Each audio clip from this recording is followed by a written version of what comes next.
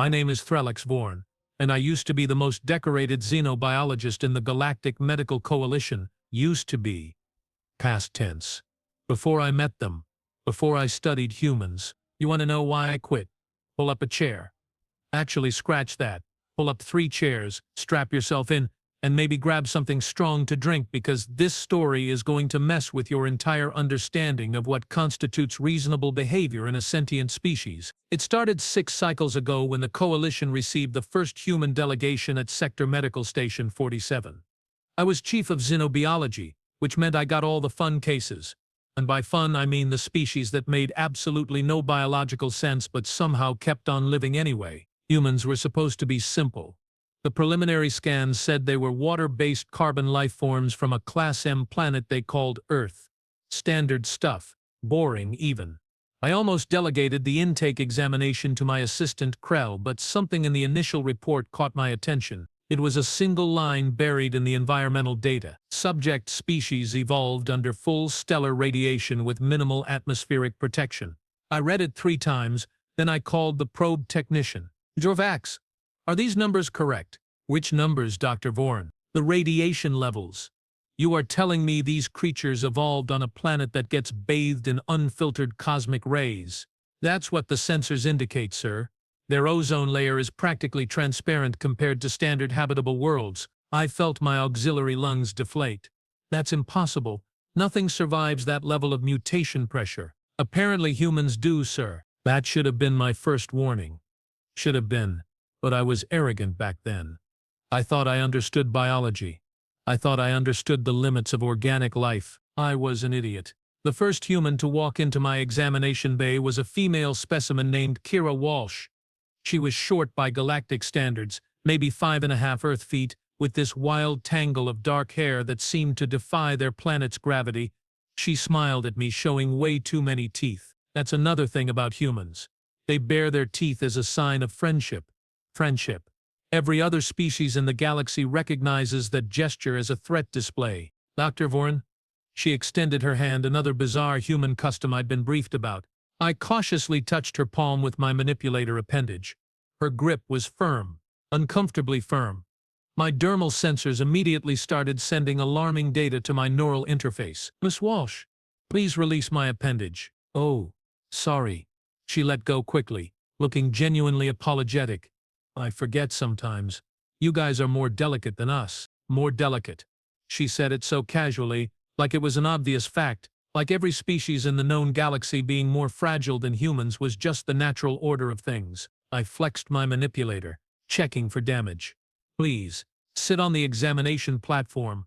We will begin with basic physiological readings. She hopped up on the platform with disturbing ease despite it being designed for someone twice her height.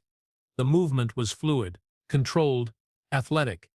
I made a note to check her muscle density readings. So, Doc, what's this all about? The diplomatic corps said it was just routine medical screening. It is routine, I assured her, activating the scanner array. We simply need baseline data on human physiology before we can properly accommodate your species in Coalition medical facilities. Makes sense. Hey, is this going to hurt? The scanners are entirely non-invasive. You won't feel anything. Cool, I'm actually pretty excited about this whole space thing. How long have you been doing the alien doctor gig? I paused my calibrations. Alien? Yeah, treating alien species. Oh wait, she laughed. That's another human thing. They make this repetitive vocalization noise when they find something amusing. It's actually kind of pleasant once you get used to it. I guess I'm the alien here, huh? That's going to take some getting used to. Indeed, I have been studying xenobiology for 37 standard cycles. Wow, that's like, what, 50-ish Earth years? Approximately. And you have never seen anything like humans before? Thus, I activated the scanner. Ms. Walsh, in my experience, every species believes they are unique. The reality is that carbon-based life tends to follow predictable patterns regardless of origin world. The scanner hummed to life, bathing her in a soft blue light. Data began streaming across my visual interface. Standard readings at first, circulatory system, respiratory function, neural activity, all within expected parameters for a mid-sized terrestrial species. Then the deep tissue scans came through, I stared at the data, checked the calibration, ran it again. The numbers didn't change. Is something wrong, Doc? You look confused. Miss Walsh, according to these readings, your skeletal structure is reinforced with calcium phosphate at a density normally found in species 3 times your mass. Oh yeah, bones. Pretty sturdy stuff. Sturdy? Your bone density is higher than Krolon battle armor, and your musculature. I zoomed in on the scan. Your muscles operate on a sliding filament mechanism with a power-to-weight ratio that shouldn't be possible for your energy intake. She shrugged. I mean, I work out a little. Nothing crazy. You work out? Yeah, exercise. Keep in shape. I try to hit the gym 3 times a week, maybe go for a run on weekends. I had to sit down. You voluntarily stress your muscular system for recreation? Well, yeah, it's healthy. Plus it makes you feel good. Endorphins and all that. Endorphins? Yeah, these chemicals your brain releases when you exercise.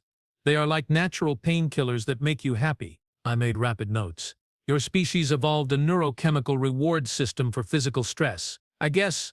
Never really thought about it like that. The scanner moved to her cardiovascular system, and that's when things got really weird. Her heart was a 4-chambered muscular pump, standard enough, but the pressure readings were absurd. Miss Walsh, your blood pressure is sitting at 120/80 Earth units. That's actually pretty good for me. It was higher before I started exercising. Good. That pressure would rupture the circulatory systems of most coalition species. What is your blood made of? Blood stuff. Red cells, white cells, plasma, platelets. Your oxygen carriers use iron-based hemoglobin. Sure? Miss Walsh, iron-based oxygen transport is incredibly inefficient. It requires enormous quantities of your blood cells and creates a highly reactive oxidative environment in your tissues. Is that bad? Bad? It's toxic. You are essentially running on controlled rust. Your cells should be dying from oxidative stress constantly. Oh, they do. That's why we have antioxidants and stuff. And our cells replace themselves pretty regularly. I felt a headache forming in my primary cognitive lobe. Your cells die and replace themselves regularly. Yeah. I mean, skin cells turn over every couple weeks. Red blood cells last about 4 months. Even bones completely rebuild themselves every 10 years or so. You are telling me your entire body is constantly destroying and rebuilding itself at the cellular level? Well, when you put it that way, it sounds weird, but yeah, basically. I needed a moment. I turned away from the examination platform and activated my personal neural interface, accessing the Galactic Medical Database. Every species cataloged, every physiological adaptation documented over 10,000 cycles of coalition history. Not a single one operated on controlled cellular destruction and regeneration at the scale Kira was describing. Most species carefully preserve their cells, nurturing them with stable, non-reactive chemistry. The idea of deliberately using toxic oxidative processes and just replacing damaged cells was insane. It was wasteful. It was inefficient. It was brilliant. Doc? You okay over there? I turned back to her. I'm processing. Let's continue with the environmental tolerance testing. Sure thing. I pulled up the standard protocol. Temperature tolerance, pressure tolerance, atmospheric composition, radiation resistance. Basic stuff to determine what environments would be safe for humans. Miss Walsh, I'm going to expose you to varying environmental conditions in a controlled manner. Please inform me immediately if you experience any discomfort. Got it. I started with temperature. The chamber around her began to cool. 20 degrees Celsius, standard room temperature for most coalition species. She seemed comfortable. I dropped it further, 15 degrees, 10 degrees, 5 degrees. She shivered slightly. How do you feel? Little chilly, but I'm fine. This is like a cold winter day back home. 5 degrees Celsius. Winter day. I made a note. I dropped the temperature to 0. Water's freezing point. Getting cold now, she admitted. This is more like a bad winter day. Are you experiencing tissue damage? Nah, just uncomfortable. 0 degrees, and she was just uncomfortable. I raised the temperature instead. 25 degrees. 30. 35. Okay, now I'm sweating, she said. This is like summer in Arizona. 40 degrees Celsius, and she was comparing it to a normal seasonal variation on her planet. I raised it further. 45 degrees. Her skin was glistening with moisture. Your body is secreting liquid. Yeah, that's sweat. It cools you down when it evaporates. Pretty neat system, actually. You have an active evaporative cooling mechanism. Doesn't everyone? No, Miss Walsh. Active evaporative cooling is incredibly rare. Most species avoid temperature extremes rather than engineering biological systems to survive them. Huh. Weird. Weird. She called the rest of the galaxy weird. I moved on to pressure testing. Increased atmospheric pressure up to twice standard. She felt a little ear discomfort but adapted quickly. Decreased pressure to half standard. She breathed a bit harder but remained conscious and alert. Miss Walsh, your planet's atmospheric pressure varies significantly. Well, yeah. Sea level is higher pressure. Mountains are lower. I have been hiking at 3,000 meters where the air is pretty thin. Takes some getting used to, but you adapt. 3,000 meters. I checked the conversion. That was nearly 1/3 reduction in atmospheric pressure, and she described it as taking some getting used to. Then came the radiation testing. This was where I expected to find their limit. Every species has a radiation limit. It's one of the fundamental constants of biology. Too much radiation equals cellular damage equals death. I started with the standard baseline, 0.01 gray per hour. Normal background radiation for most civilized worlds. Kira showed no response. I increased it. 0.1 gray, still nothing. 1 gray per hour. Her cells were repairing damage as fast as it occurred. Dr. Vorn, are you actually going to show me something uncomfortable, or is this whole thing going to be easy mode? Easy mode. She was getting bored. I increased the radiation to 5 gray per hour. That should have been causing significant cellular damage. Her repair mechanisms kicked into higher gear, but she reported no discomfort. 10 gray per hour. 20. At 20 gray per hour, a level that would kill most coalition species in minutes, Kira Walsh said, and I quote, "I feel kind of tingly. Is that normal?" I shut down the test. Miss Walsh, your species evolved on a planet constantly bombarded with stellar radiation, with no effective atmospheric shielding, while breathing a corrosive oxygen atmosphere, experiencing wild temperature and pressure variations, and you developed cellular biology based on controlled oxidative destruction and regeneration to handle all of it. Sure. When you list it like that, it sounds pretty metal. Metal? Tough. Hardcore. Intense. I sat down again. My assistant Krell had been monitoring from the observation bay. His voice came through my neural interface. Dr. Vorn, are you seeing these readings? Yes, Krell. I'm seeing them. I don't believe them, but I'm seeing them. What should I tell the medical board? Tell them we need to completely revise our xenobiological classification system. Humans aren't a standard class of species. They are something else entirely. What are they? I looked at Kira Walsh, who was now examining her fingernails with casual disinterest, while her body casually shrugged off radiation that would sterilize most inhabited worlds. I have absolutely no idea. That was day one. Day one of the worst and most fascinating 6 cycles of my career. Over the following weeks, more humans arrived at the station. Diplomatic staff, scientists, engineers, all needing medical clearance. I examined them all personally. Had to. Nobody else believed my report. There was James Okonkwo, a human engineer who casually mentioned surviving a vehicle crash at high speed. The impact forces should have liquefied his internal organs.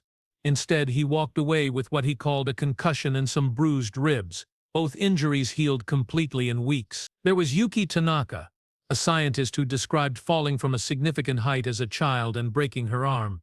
Breaking her arm. She snapped one of her major structural bones and her body just knitted back together stronger than before. She showed me the scan. You could still see the remodeling. Her skeleton had upgraded itself after being damaged. Then there was Dr. Pavel Sokolov. He was the expedition's medical officer, which meant he was a human doctor. The irony wasn't lost on me. I was supposed to be evaluating him while he was technically the medical expert on his own species. Pavel was older than the others, maybe 50 Earth years, with gray in his hair and these intense blue eyes that seemed to catalog everything. He sat across from me in my office after his examination, drinking something called coffee that smelled like burnt organics. So, Dr. Vorn, what's the verdict? Are we freaks of nature? I tried to be diplomatic. Your species is highly unusual from a xenobiological perspective. He laughed. That human laugh again, That's the nicest way I have ever heard someone say we are absolutely insane in biological terms. Dr. Sokolov, I don't understand how your species survived your own evolutionary process.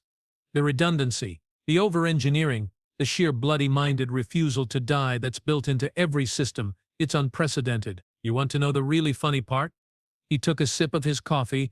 We are actually pretty fragile compared to Earth's other megafauna. I felt my auxiliary lungs seize. Excuse me, sure, humans are endurance specialists.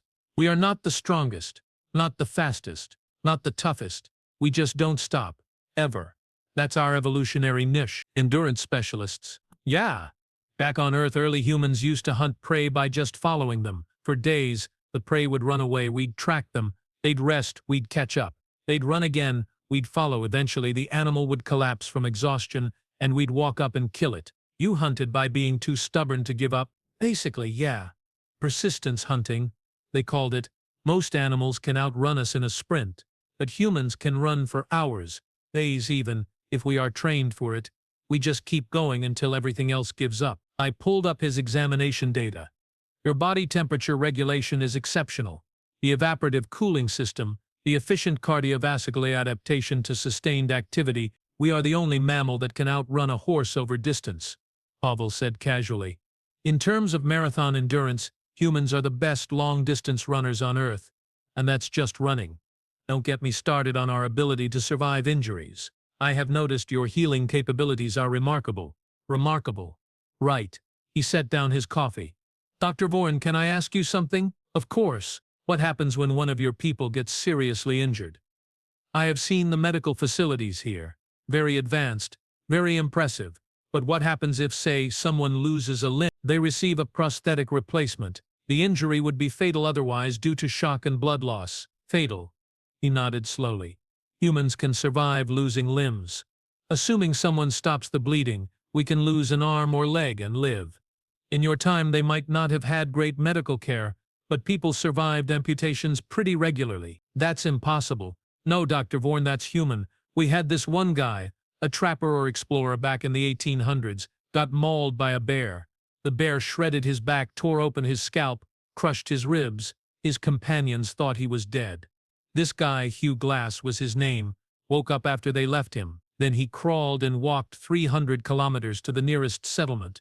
Took him 6 weeks. He survived on berries and roots. His wounds got infected.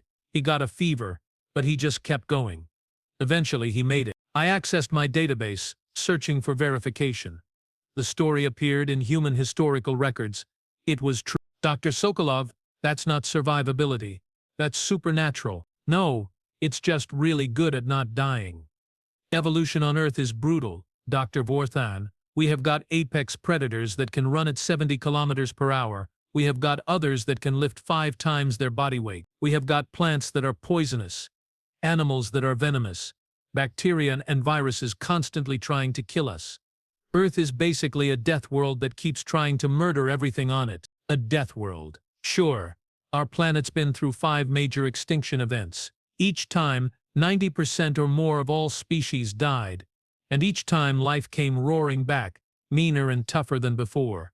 Humans evolved in that environment. We are shaped by constant environmental pressure to be as unkillable as possible while still being efficient enough to function. I was taking notes frantically.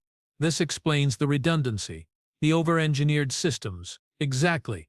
We have got 2 kidneys, because one might fail. 2 lungs because one might get punctured. Our liver can regenerate from partial damage. Our immune system has multiple overlapping defense mechanisms. We store fat for emergencies. We can survive weeks without food, days without water. Hell, we can hold our breath for minutes if we have to. Why would you need to hold your breath? Swimming, diving, hiding from predators. Lots of reasons. Humans are adaptable, Dr. Vorn. That's our real superpower. We can live in deserts, jungles, frozen tundra, high mountains, you name it. We can eat almost anything organic. We can learn to tolerate incredible discomfort. We just adapt and keep going. I sat back in my chair, feeling exhausted just thinking about it. Dr. Sokolov, I'm beginning to understand why your species reached spaceflight so quickly after developing technology. Oh, you are not explorers because you are curious. You are explorers because staying in one place would be boring. You need constant challenge to feel alive." He grinned. "More teeth. So many teeth.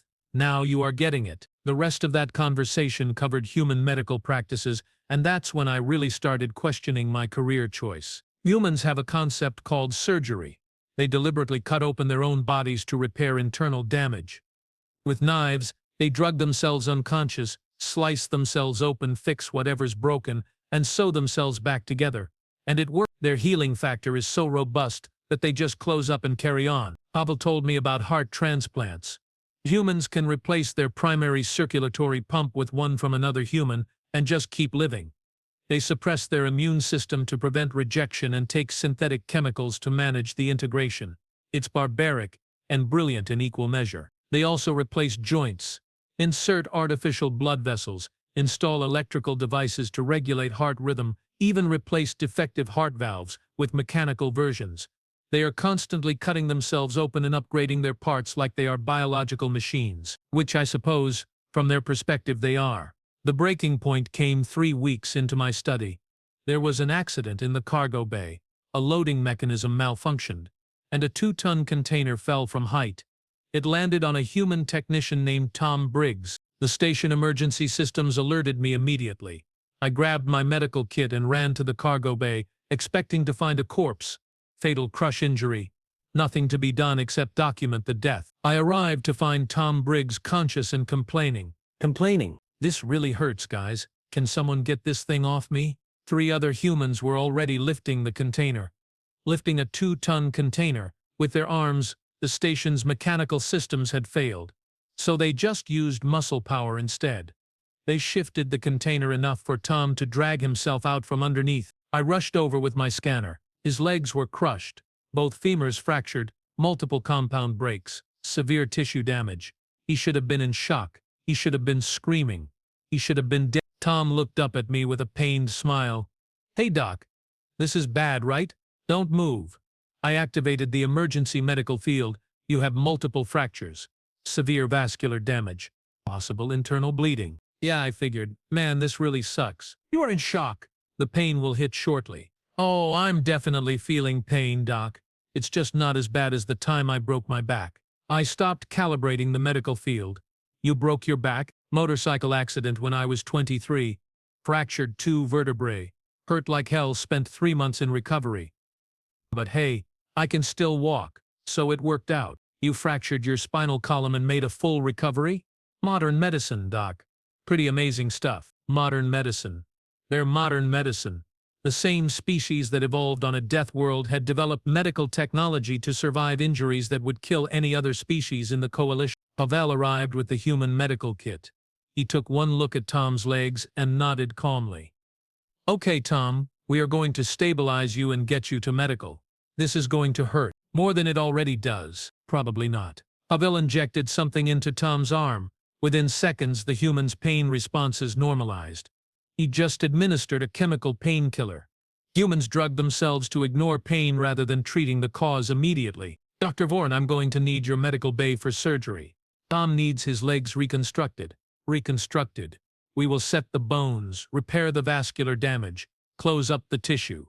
He will need some rehab, but he should be walking again in a few months." "A few months.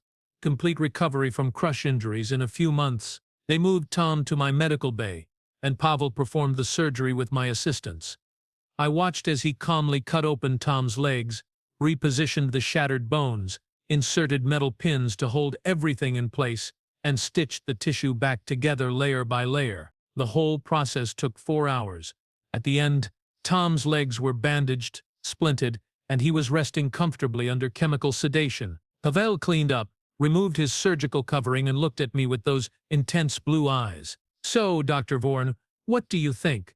Are humans going to fit into the coalition medical system?" I didn't answer immediately. I walked to my office, poured myself a dose of calming solution, and sat down at my desk. "Dr. Sokolov, I need to ask you something honestly." "Go ahead." "Do humans understand how unusual they are? Does your species comprehend that no other known life form operates the way you do?" He thought about it. "I think we are starting to. We always assumed alien life would be similar to us. Similar challenges, similar solutions. But from what I'm learning here, Earth is exceptional, and humans are exceptional even by Earth standards. Exceptional is an understatement. Your species is a walking violation of every xenobiological principle we have established. Is that a problem? Dr. Sokolov, the Coalition medical system is built on 10,000 cycles of accumulated knowledge. Every protocol, every treatment, every medicine is calibrated for species that follow predictable biological patterns. And then humans show up, operating on completely different principles, and none of our expertise applies. So what are you saying? I looked at him directly. I'm saying that either we rebuild our entire medical understanding to accommodate humans, or we classify your species as medically incompatible with Coalition standards. You'd reject us from the Coalition over medical differences, not reject. Quarantine. For everyone's safety, including yours. Pavel was quiet for a long moment. Then he smiled. That human smile that showed all the teeth. Dr. Vorn, I think you are missing something important. What's that? If humans are this resilient, this adaptable, this hard to kill, then maybe we are not the ones who need protection. Maybe we are the ones everyone else should be studying to learn how to survive better. And that's when it hit me. The real reason I was so disturbed by humans, it wasn't that they were unusual. It wasn't that they violated xenobiological principles. It was that they were better, more robust, more capable, more survivable than any species we'd ever encountered. Humans weren't the aliens. We were the fragile ones, the delicate ones. The species that needed careful environmental controls and medical intervention to survive minor injuries. Humans could fall from heights, survive radiation, shrug off temperature extremes, heal from injuries that would kill us, and they thought it was normal. Because for them, it was. I spent the next 2 cycles writing my report to the Medical Coalition. I documented everything. Every test result, every observation, every conversation. I compiled the most comprehensive xenobiological study I'd ever produced. My conclusion was simple. Humans were compatible with Coalition medical facilities, but Coalition medical facilities were not compatible with humans.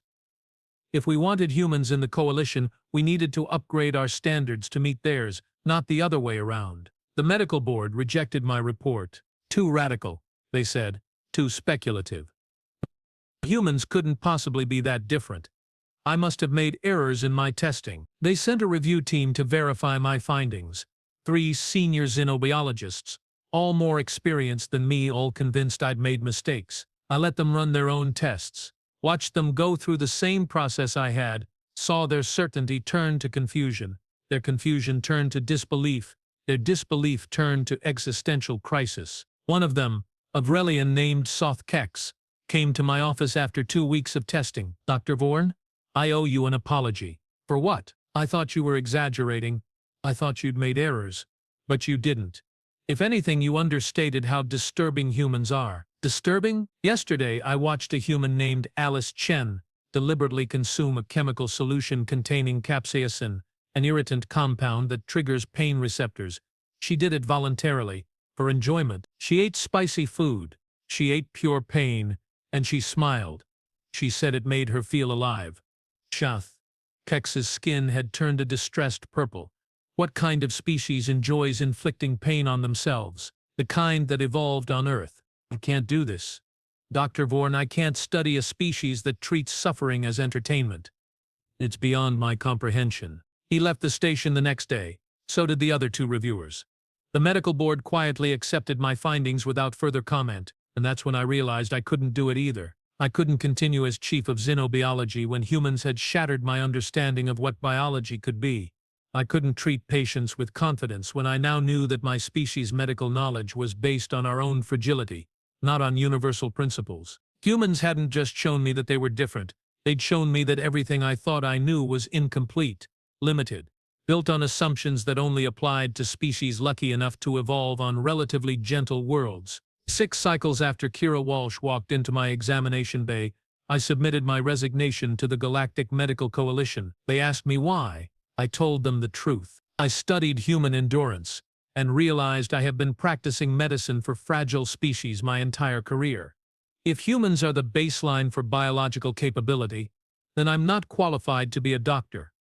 I'm barely qualified to be a nurse. They tried to change my mind. offered me promotions, research grants, anything to keep me. I declined. Because here's the thing about humans that really got to me, the part that I couldn't get past.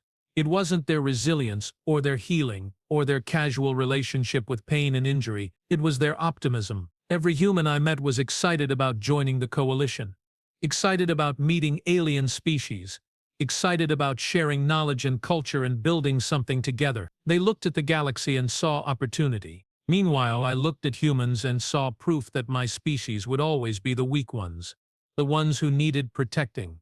The ones who would never measure up. Humans didn't mean to make me feel inadequate. They were genuinely friendly, curious, kind, but their existence was a constant reminder that nature had built them better than it built us. And I couldn't live with that realization. So I quit medicine, walked away from 37 cycles of expertise, started over. Now I work in historical research. Safe, comfortable, no biological comparisons required.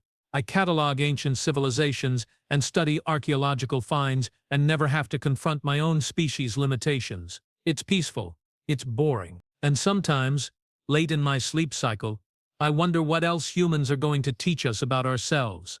What other assumptions they are going to shatter. What other ways they are going to show us that the galaxy isn't what we thought it was. Because that's the thing about humans. They don't just survive. They make you question whether you are really living.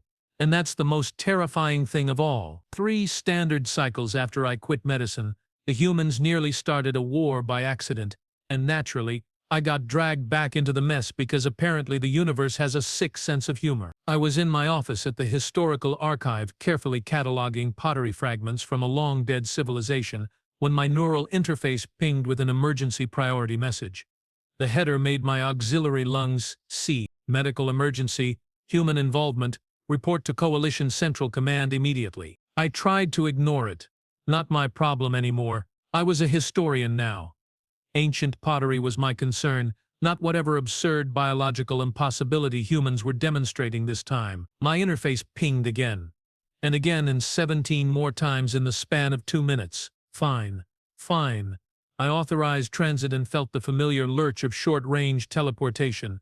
When my vision cleared, I was standing in the Coalition Central Command Medical Observation Deck, surrounded by very panicked-looking officials. Admiral Vex Thon, a Coltrian with silver scales and too many eyes, spotted me immediately. Dr. Vorn, thank the void you are here. I'm not a doctor anymore, Admiral. I'm a historian. Yes. Well, history is about to repeat itself, unless we figure out what's happening with the humans. He gestured to the main view screen. It showed a human male, maybe 30 Earth years old, floating in a zero-gravity medical containment field. He was unconscious, his body covered in what looked like severe burns and radiation scarring. Medical monitors showed vital signs that made no sense whatsoever. What happened? I asked despite myself. That's Lieutenant Daniel Foster. He was part of a joint coalition human engineering team inspecting a damaged reactor core on Station 92. There was a catastrophic containment failure. The reactor chamber was flooded with enough radiation to sterilize a small moon. I stared at the screen. And he survived? That's the problem, Dr. Vorn. We don't know if he's surviving or dying. His vital signs keep fluctuating. One moment he seems to be recovering, the next he's in critical failure. None of our medical staff know what's normal for humans in this condition. Where is Dr. Sokolov? He's their medical officer. The Admiral's scales darkened. Dr. Sokolov was also in the chamber. He's in the containment field next to Lieutenant Foster. Both humans absorbed lethal doses of radiation trying to manually shut down the reactor before it exploded and destroyed the station. I looked at the screen again. Sure enough, there was Pavel, also unconscious, also covered in radiation burns. The man who'd explained human resilience to me was now demonstrating it in the worst possible way. Admiral, I haven't practiced medicine in 3 cycles. Dr. Vorn, you are the only xenobiologist in the coalition who's studied human endurance physiology in depth. We need you to tell us if these humans are dying or if this is somehow normal for them. Normal? There's nothing normal about absorbing lethal radiation doses. Then they are dying? I pulled up the medical data, my old instincts kicking in despite my better judgment. Heart rate elevated but steady. Blood pressure fluctuating but within survivable ranges. Cellular damage reports showed massive destruction across all tissue types. But there was something else in the data, something familiar. Pull up their cellular regeneration rates. A technician complied. The numbers appeared on a secondary screen. I felt that old feeling return. The one I'd hoped to never experience again. That mixture of awe and inadequacy that humans always inspired. They are healing, I said quietly. What? Look at these regeneration markers. Their bone marrow is producing new blood cells at 10 times the normal rate. Their skin is sloughing off dead tissue and regenerating from the basal layer. Their livers and kidneys are processing the radiation damage and filtering out the destroyed cellular material. They are not dying, Admiral. They are healing from an injury that should be absolutely fatal. The Admiral's scales shifted through several colors. That's impossible. No, Admiral, that's human. I accessed the medical database, pulling up my old notes from 3 cycles ago. The information was all there. Human redundancy. Human healing factor. Human bloody-minded refusal to die. Humans evolved with high mutation pressure from stellar radiation, I explained, falling back into my old lecturing mode. Their cellular repair mechanisms are incredibly robust. DNA damage that would kill our cells gets repaired in theirs. They have multiple overlapping systems for identifying and destroying damaged cells before they can become cancerous. What we are seeing is those systems working at maximum capacity. So they will survive? I don't know, this is beyond anything I studied. But if any species in the known galaxy could survive this level of radiation exposure, it would be humans. I spent the next 6 hours in that observation deck monitoring Daniel and Pavel's condition. More human crew members arrived, led by Kira Walsh. She'd been promoted to diplomatic liaison since I'd last seen her. She looked older, more tired, but still had that unsettling human vitality. Dr. Vorn, she said, and despite everything, she smiled. They told me you quit medicine. I did.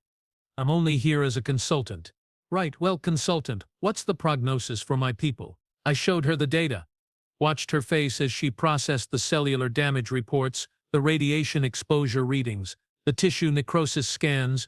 That's bad, she said finally. Yes, but they are stable? For now. Their bodies are fighting the damage. Whether they can win that fight, I cannot predict. She nodded slowly, her expression shifting into something hard and determined. Then we wait. Humans are stubborn. If anyone can fight their way back from this, it's those two. Over the next several days, I watched something I'd never seen before. The entire human delegation reorganized itself around the medical emergency. They brought in specialists from Earth via the new faster-than-light communication relay. They consulted with human doctors across multiple time zones. They debated treatment options with an intensity that bordered on aggressive, and they argued. Oh, how they argued. We should use aggressive stem cell therapy, one doctor insisted via holoconference. Too risky with this level of radiation damage, another countered. Their immune systems are compromised. Then we boost their immune systems with synthetic growth factors, which could trigger cytokine storms and kill them faster. Better than sitting here doing nothing. I watched this debate with fascination. These humans were terrified for their people, but they channeled that fear into action, into argument, into stubborn determination to find a solution. It was very human. On the 3rd day, Daniel Foster woke up. The monitors registered increased neural activity first. Then his eyes opened. He looked around the containment field with obvious confusion, spotted the medical equipment, and his first words were captured by the audio sensors. Well, this sucks. Kira was at the containment field interface immediately. Daniel, don't move. You have been exposed to massive radiation. Your body is still healing. Feels like I got hit by a truck, made of fire. That was also radioactive. That's pretty accurate, actually. Pavel, still unconscious but stable. You both saved the station, Daniel. The reactor's been shut down safely. Good, that's good. He closed his eyes, clearly exhausted. Tell me I'm going to be okay, Kira. You are going to be okay. You are lying. Yeah, probably. But I'm optimistic. He laughed. It turned into a cough, but he laughed. The man was literally dying from radiation exposure and he found humor in the situation. I pulled Kira aside. You shouldn't give him false hope. It's not false hope, Dr. Vorn. It's human hope. There's a difference. What difference? Human hope doesn't care about the odds. We hope because giving up isn't in our nature. Daniel knows he might die, but he's going to fight anyway because that's what humans do. We fight, we endure, we survive out of sheer spite if necessary. Over the next week I watched Daniel Foster do exactly that. His body fought the radiation damage with every cellular mechanism available. His bone marrow worked overtime, producing new blood cells. His skin regenerated layer by layer. His organs filtered toxins and repaired damage and kept him alive through sheer biological stubbornness. Pavel woke up on day 5. His first question was about Daniel. His second question was whether the reactor had been safely contained. Only after confirming both did he ask about his own condition. When I told him the extent of his injuries, he nodded calmly. "Well, I have had worse." "You have never had worse, Dr. Sokolov. The radiation dose you absorbed would have killed any other coalition species within hours." "But I'm not any other species, Dr. Vorn. I'm human. We are hard to kill." "This isn't a joke." "I'm not joking. I'm stating a fact. Humans are resilient. Sometimes stupidly so. But that resilience is going to save me and Daniel because our bodies won't quit. They will keep fighting until either we heal or we run out of time. And I'm betting on healing." He was right. They both were. 6 weeks after the accident, Daniel Foster and Pavel Sokolov walked out of the medical containment field under their own power. They were weak. They'd lost significant body mass. Their hair had fallen out from the radiation exposure, but they were alive. The coalition medical staff called it a miracle. I called it human. But that wasn't the end of the story. Oh no, because the radiation accident had created a political nightmare. The reactor that failed was a Threllian design. The Threllian Confederacy was a proud species, and having their reactor nearly destroy a coalition station was embarrassing. Having 2 humans survive exposure that should have been instantly fatal was even more embarrassing. It made their technology look inadequate and their species look fragile by comparison. Ambassador Krithnol of the Threllian Confederacy demanded an inquiry. The official reason was to investigate the reactor failure. The unofficial reason was to prove that humans had somehow cheated death through artificial means, thus preserving Threllian pride. I was called to testify. The inquiry was held in the Grand Coalition Chamber, a massive amphitheater where representatives from 400 species gathered for important decisions. I stood at the central podium, feeling very small and very tired. Ambassador Krithnol addressed me first. "Dr. Vorn, you studied human biology extensively before resigning from the medical field. Is that correct?" "Yes, Ambassador. And in your expert opinion, could humans survive the radiation exposure experienced by Lieutenant Foster and Dr. Sokolov without technological enhancement?" There it was. The accusation. They were implying humans had used illegal biological augmentation. "Yes, Ambassador. Humans could survive that exposure through natural biological processes." Murmuring filled the chamber. Disbelief from multiple species. "That seems unlikely, Dr. Vorn. The radiation levels were confirmed at 600 Gray. No organic life survives that dose." "No previously studied organic life," I corrected. "Human cellular biology operates differently than other known species. Their DNA repair mechanisms, their cellular regeneration rates, their redundant organ systems all contribute to survivability that exceeds standard xenobiological models." "You are saying humans are naturally superior to other coalition species?" The chamber went silent. This was the real question. The one that terrified everyone. If humans were naturally superior, what did that mean for the coalition? For the balance of power? For everyone else's sense of adequacy? I thought about lying. Thought about softening the truth to make it more palatable. Thought about protecting the feelings of 400 species who were all suddenly confronting the same existential crisis I'd faced 3 cycles ago. But I was a scientist first. Truth mattered more than comfort. In terms of biological resilience and environmental adaptability, yes, humans demonstrate capabilities that exceed any previously catalogued species. This is not a value judgment. It's an observable fact. The chamber erupted. Representatives shouted questions and accusations. Some demanded humans be quarantined. Others called for restrictions on human participation in coalition activities. The Threllian ambassador demanded genetic testing to prove humans were artificially enhanced. Admiral Vexthon called for order. It took several minutes for the chaos to settle. "Dr. Vorn," the admiral said carefully, "are you suggesting that humans pose a threat to the coalition?" "No, Admiral. I'm suggesting that humans challenge our understanding of biological limits." "There's a difference. Explain." I took a breath, gathering my thoughts.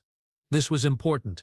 Maybe the most important testimony I'd ever give. For 10,000 cycles, the Coalition has operated on the assumption that all sapient species develop along similar lines, similar environmental pressures, similar biological solutions, similar limitations. This assumption has shaped our technology, our medicine, our social structures, and then humans arrived, and that assumption proved false. I activated the holographic display showing comparison charts I'd prepared. Human capabilities versus Coalition averages across dozens of metrics. Humans evolved on a planet with higher gravity, higher radiation, more extreme temperature variations, and more aggressive predators than most Coalition homeworlds. Their biology reflects those pressures. They are not superior, Ambassador. They are optimized for a more hostile environment. It's like comparing a deep-sea creature to a surface fish. Neither is superior. They are just adapted to different circumstances. But humans didn't evolve underwater, someone called out. They evolved on land like most of us. Yes, but Earth's land is more hostile than most Coalition worlds. Higher oxygen content leads to more oxidative stress. Plate tectonics create constant geological instability.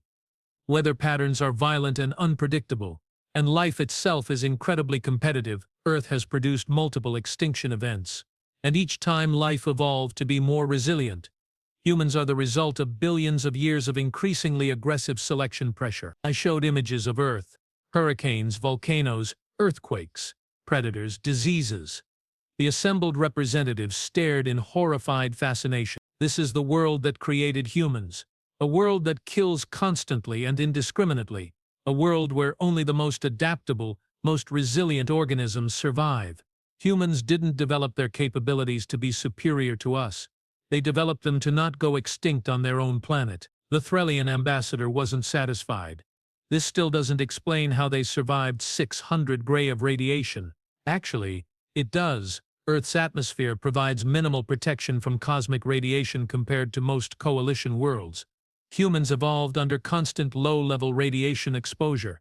Their cellular repair mechanisms are incredibly sophisticated because they had to be. DNA damage that would kill our cells gets repaired in theirs as a matter of routine. Scale up that mechanism to handle acute high-dose exposure, and you get what we witnessed with Lieutenant Foster and Dr. Sokolov. You are saying any human could survive that exposure? No, I'm saying their species has the biological framework to potentially survive it. Whether any individual succeeds depends on many factors including age, health, genetic variation, and sheer luck. Lieutenant Foster and Dr. Sokolov survived, but they came very close to dying. Their biology gave them a chance. Their determination did the rest. Kira Walsh stood up in the gallery.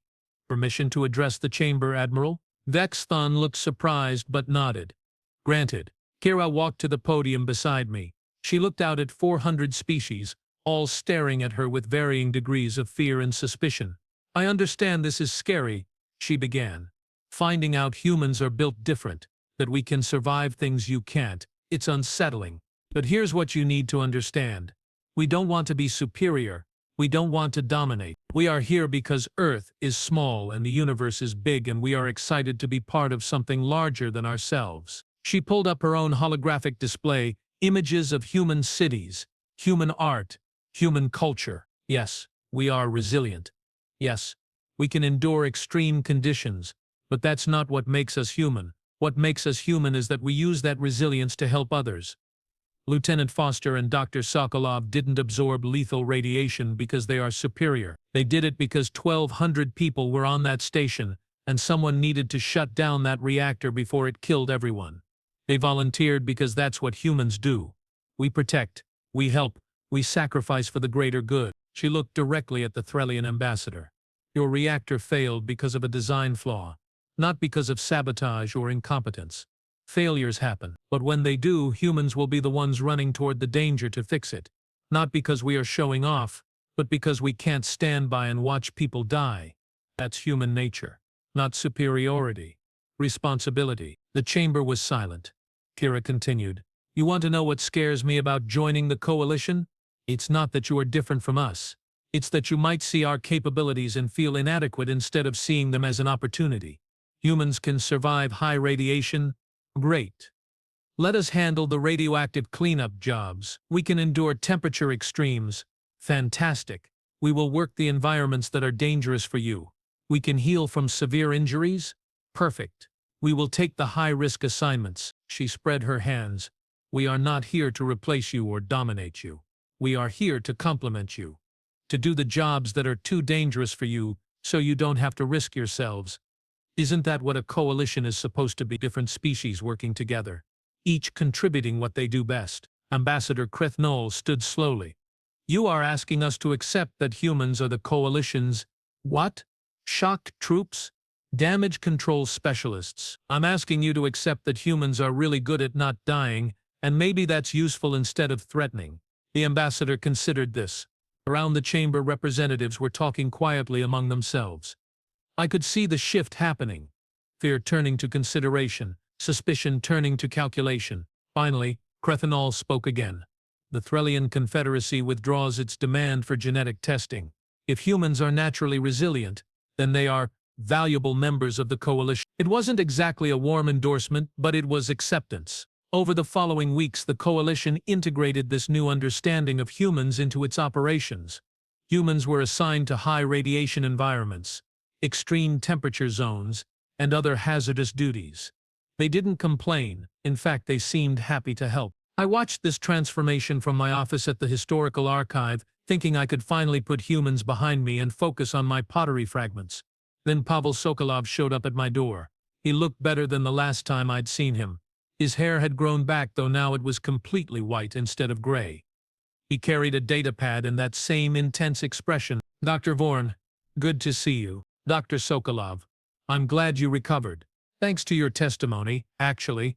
If the coalition had quarantined us instead of integrating us, I'd still be in medical observation. You are welcome, I suppose. He sat down without being invited. Very human. I have a proposition for you. I'm not interested in returning to medicine. This isn't about medicine. Not directly, it's about education. I felt a headache forming. Explain. The coalition needs to understand humans better, and humans need to understand the coalition. Cultural exchange programs, educational initiatives, that kind of thing. The diplomatic corps wants to establish a xenobiology educational institute. They want you to run it. Absolutely not. Why not? Because I quit medicine specifically to avoid dealing with human biology. I know. That's why you are perfect for the job. You understand both sides. You know what it feels like to have your entire understanding of biology shattered by new information. You can teach coalition species about humans without making them feel inadequate, and you can teach humans about coalition biology without making them feel superior. You are the bridge, Dr. Vorn. I'm a historian. You are running away. He said it gently, without judgment. I understand why. Humans are terrifying when you realize what we represent. We are proof that the universe is bigger and stranger than anyone thought. But running away doesn't change that reality. It just means you are not helping people adjust to it. I looked at my pottery fragments. Safe, comfortable, dead. I can't do it, Dr. Sokolov. Every time I study human biology, I'm reminded of my own species' limitations. It's difficult. So is radiation exposure. So is breaking bones. So is everything worth doing. Humans understand difficulty, Dr. Vorn. We embrace it. Maybe it's time you did too. He left the datapad on my desk and walked out. I ignored it for 3 days. Then curiosity got the better of me and I activated it. The institute proposal was comprehensive. Faculty positions, curriculum outlines, research opportunities. They wanted to study comparative xenobiology, cross-species medicine, environmental adaptation. They wanted to understand not just how humans were different, but why those differences mattered. There was a note at the end from Kira Walsh. Dr. Vorn, you once told me that humans don't need protection, that we are the ones everyone else should study to learn how to survive better. You were right, but survival isn't just about biological resilience. It's about adapting to new realities. You adapted when you learned about humans by changing careers. Now we need you to adapt again by teaching others what you learned. Not because you are the best biologist, because you are the one who survived having your worldview shattered and came out the other side. That's the kind of resilience we need to teach. The intellectual kind. Please consider it. I read that note 17 times. Then I sent a message to the Coalition Diplomatic Corps accepting the position. That was 2 cycles ago. Now I run the Xenobiological Educational Institute at Coalition Central. We have students from 60 different species, all learning about the incredible diversity of life in the galaxy. And yes, we study humans extensively. I still find human biology disturbing. I still feel inadequate when I compare human capabilities to my own species. I still sometimes wish I could go back to cataloging pottery fragments. But Pavel was right. Running away doesn't change reality. Humans are here, they are part of the coalition, and they are forcing everyone to reevaluate what we thought we knew about biology, about resilience, about survival. My job now is to help people understand that this is good, terrifying, but good, because here's what I have learned after 5 cycles of studying humans. They don't just survive. They thrive. They look at hostile environments and see challenges. They look at impossible odds and see motivation. They look at the universe and see potential. And that perspective, that optimism in the face of adversity, that's not biological. That's cultural, which means it can be learned. Last week I had a Relian student ask me if studying human endurance was depressing since Relians are comparatively fragile. I thought about lying, thought about offering comfortable platitudes. Instead, I told him the truth. Yes, it's depressing at first. You realize your species can't do what humans do. You feel inadequate, weak, limited. But then you realize something important. Humans developed their capabilities because they had to. Their world tried to kill them constantly. They paid for their resilience with billions of years of death and suffering and extinction events. You know what your species did instead? What? You developed advanced technology, sophisticated social structures. You built a civilization that protects its members instead of forcing them to individually survive constant threats. You chose cooperation over competition. That's not weakness. That's intelligence. Humans had to become unkillable because Earth gave them no choice. Your species chose to build a world where being unkillable wasn't necessary. Both approaches are valid. Both have value. The trick is learning from each other instead of competing with each other. He thought about that, then smiled. So we teach humans how to build better civilizations, and they teach us how to not die. Essentially, yes, that seems fair. It does seem fair, and it's working. Human engineers are revolutionizing coalition safety systems because they understand failure modes in ways we never considered. Coalition social scientists are helping humans build more stable political structures because we have thousands of cycles of experience in multi-species cooperation. We are learning from each other. And I'm learning too, learning that my inadequacy compared to humans isn't a failure. It's a different evolutionary path. My species chose intelligence over endurance, cooperation over individual resilience. We are not inferior to humans. We are just different. Though I will admit there are days I wish I could survive falls from height or shrug off radiation or heal from broken bones in weeks instead of cycles. Being around humans has taught me something important about my own species. We are fragile. Yes, but fragility taught us to be careful, to plan ahead, to build systems that protect us. Humans are resilient, so they take risks we'd never consider. Sometimes that risk-taking leads to breakthroughs. Sometimes it leads to disasters. Neither approach is wrong. They are just different strategies for survival. Last month, Daniel Foster visited the Institute to give a guest lecture on engineering safety in high radiation environments. After his presentation, a student asked him if he regretted entering the reactor chamber. Regret? No. Would I do it again? Probably, yeah. Someone had to, and I was qualified. Do I recommend it? Hell no. It was stupid dangerous, and I almost died. But that's the thing about being human. We will do the stupid dangerous thing if it means saving lives. It's not smart. It's not safe, but it's who we are. Later I asked him privately if he truly believed that. Dr. Vorn, I spent 6 weeks recovering from radiation exposure so severe I could taste my own DNA breaking down. My hair fell out. My skin peeled off. I lost 40 pounds. I couldn't walk for 3 weeks. It was the worst experience of my life. Then why say you'd do it again? Because 1,200 people went home to their families instead of dying in a reactor explosion. That math works for me. I suffer for a few weeks versus 1,200 people dying. Easy choice. That's not rational. No, it's not. It's human. We are not always rational, Dr. Vorn. Sometimes we are just stubborn and optimistic and too dumb to quit. But that stubbornness built everything humans have achieved. Our cities, our technology, our civilization, all of it exists because some human somewhere refused to accept that something was impossible. I have thought about that conversation a lot. About the difference between rational and human. About the value of stubborn optimism in the face of impossible odds. My species, the Vrele. We are rational. We calculate. We assess risk. We make sensible decisions based on available data. It's kept us alive for millions of cycles, but it's also kept us safe, comfortable, limited. Humans don't accept limits. They push boundaries. They try impossible things. And yes, sometimes they fail spectacularly and die horribly. But sometimes they succeed, and when they do, they expand what's possible for everyone. That's their real gift to the coalition. Not their resilience or their endurance or their ability to survive ridiculous injuries. Their gift is teaching us that limits are often self-imposed.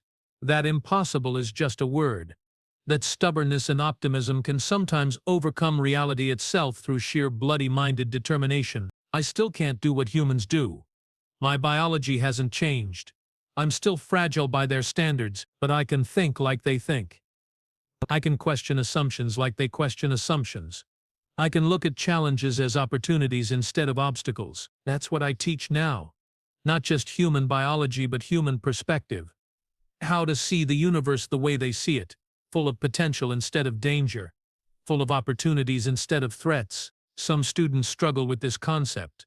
They are too used to thinking carefully, planning extensively, avoiding risk. Those students usually change their minds after meeting a human. Because here's the thing about humans that no amount of biological study can really convey. They are infectious. Their optimism spreads. Their enthusiasm is contagious. Their sheer joy at being alive and exploring the universe makes you want to try harder, push further, be braver. I quit medicine because humans made me feel inadequate. I returned to teaching because humans made me want to be better. That's the paradox of human nature. They are simultaneously the most terrifying and most inspiring species I have ever encountered. Last week, Lyra Walsh got promoted again. She's now the human representative on the Coalition's Science Council. Her first proposal was to establish joint human coalition research teams for studying extreme environments. Her second proposal was to create an emergency response corps staffed primarily by humans for dealing with radiation leaks, toxic contamination, and other hazardous scenarios. Why risk coalition species when humans can handle it safely? She argued. It passed unanimously. So now humans are officially the coalition's first responders for dangerous situations. They are thrilled about it.